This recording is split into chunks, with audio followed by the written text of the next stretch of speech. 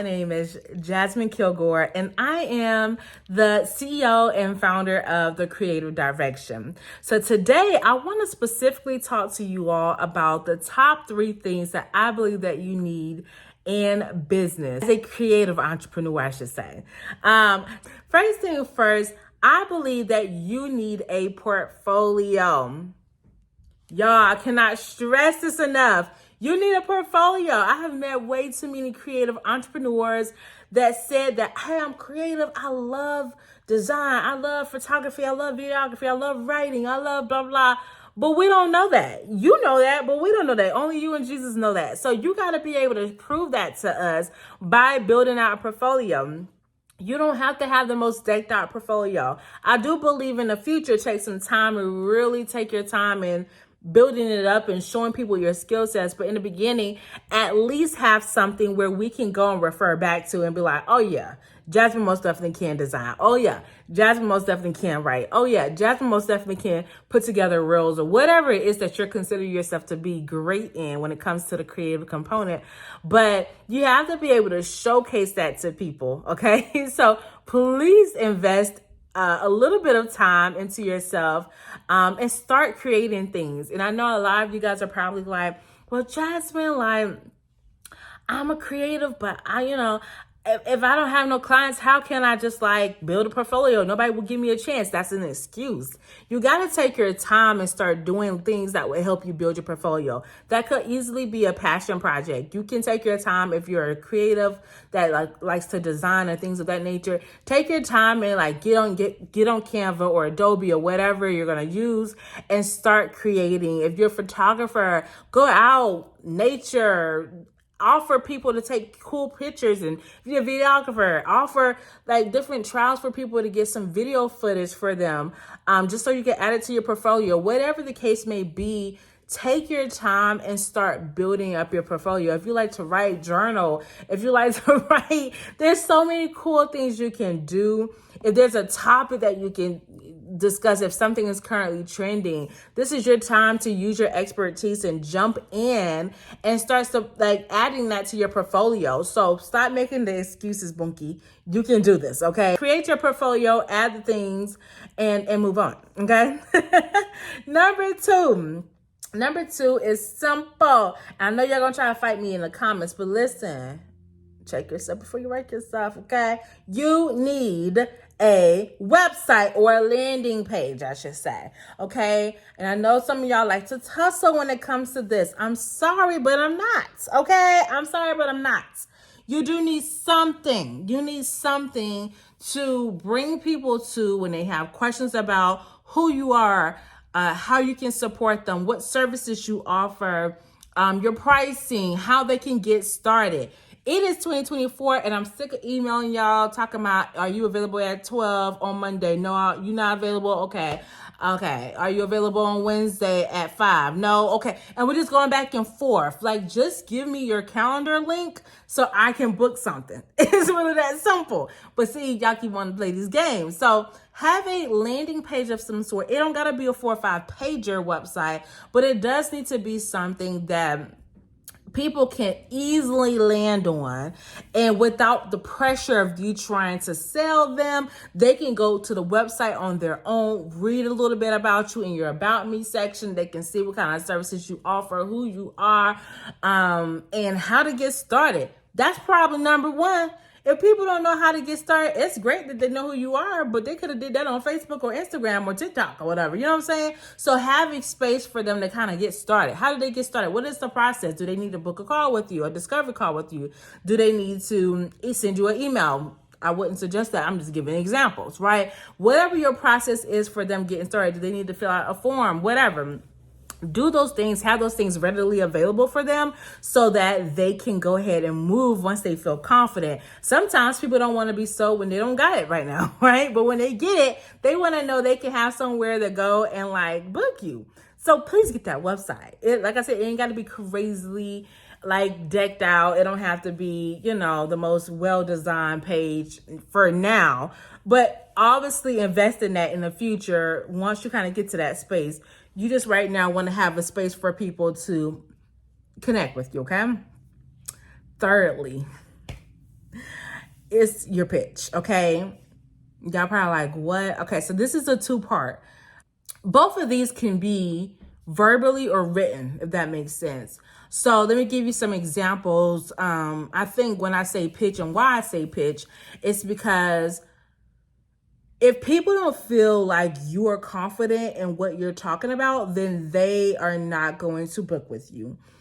If you come off as an expert, if you come off as confident and like you understand what it is that you do in your industry, then they're going to feel like, oh yeah, I want to work with her because she got it. She know, or he got it. He know. You know what I'm saying? But if you're constantly, if somebody's like, "What is it that you do in your business?" You're just like, I'm just like a social media manager, or you got something crazy and you can't even explain what it is. Like anytime people feel like you don't know what you're talking about, they're not gonna waste their money. Like we in a recession, like we don't got time. You know what I'm saying? We don't got time to be playing these games. Immediately, no, I'm not wasting my time. I'm not wasting my money on you because you don't know what you're talking about, right? So when I say pitch, you need to be able to say, hey, I'm Jasmine Kilgore. I'm the CEO and founder of the Creative Direction. At the Creative Direction, this is what we do, right? Right? People need to know your business name. They need to know what it is you do, what your services is. How do you support people, right? You see that a lot in people's bios. What's your elevator pitch? Like, what is it that you do?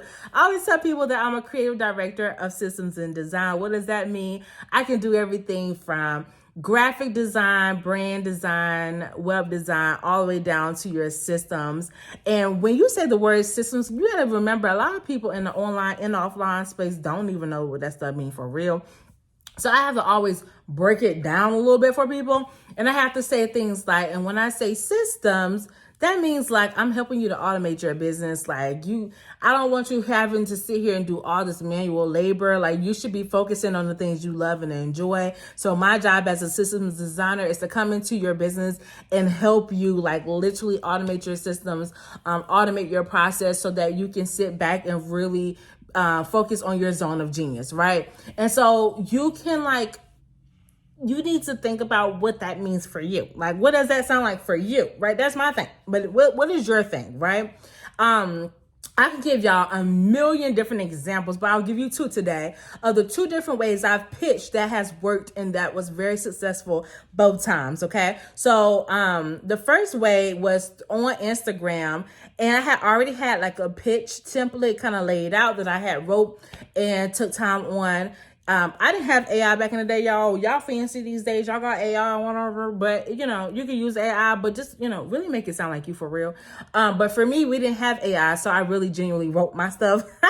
But anyways, before I had threw my pitch deck at anyone, I had taken the time on Instagram to really go and find my people, right, that I felt like I wanted to serve. So you have to know and understand your brand. You have to understand your target audience and those types of things, right? But once you kind of understand that, I had took the time. I knew I wanted to serve like my boss business women, right? Coaches, creators. Like I knew I wanted to like serve those women, right? And following them, engaging with their things. And a couple weeks later, after weeks of engaging with them, after weeks of just, don't ever just like crazy cold pitch. I mean, it may or may not work, but for me, I wanted to kind of like, work my way into it, And so after weeks of doing this, I reached out to people who I felt like either engaged back with me or would like my stuff too, or just whatever the case was.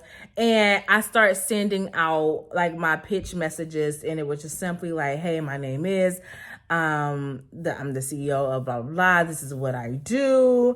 I've been following your content for a while. Love that you do whatever, right? You got to specifically tell them so they know that this is not a template.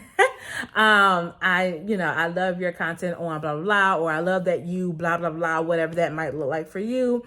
And I would love to support you in your business if you are looking for support.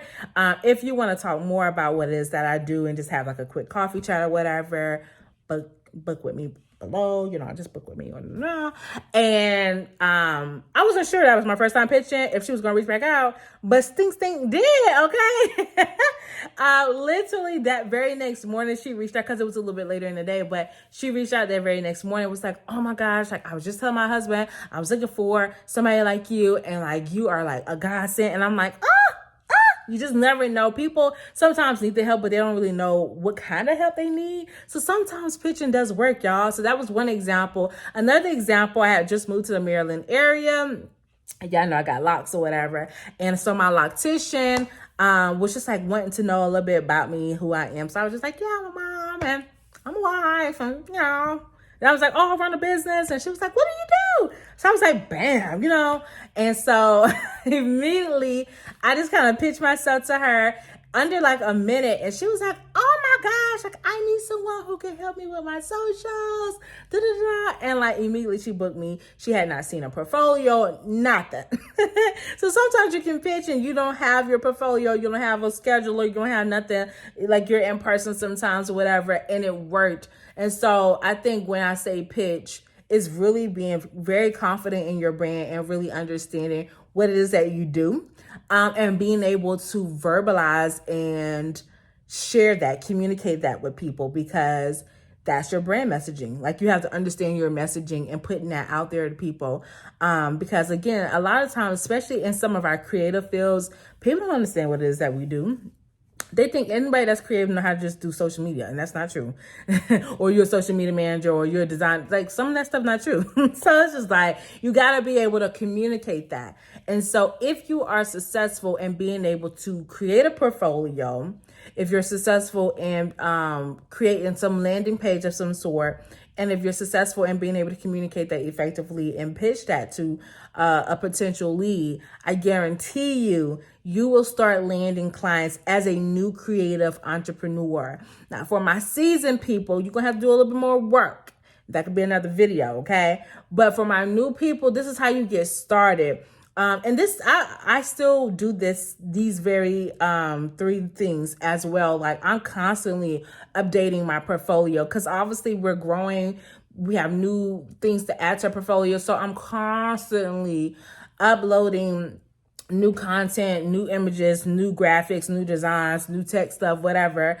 I'm always changing it up. And I'm constantly updating my site and putting new things up there, making sure my user experience is on point on my site so people always know what to do.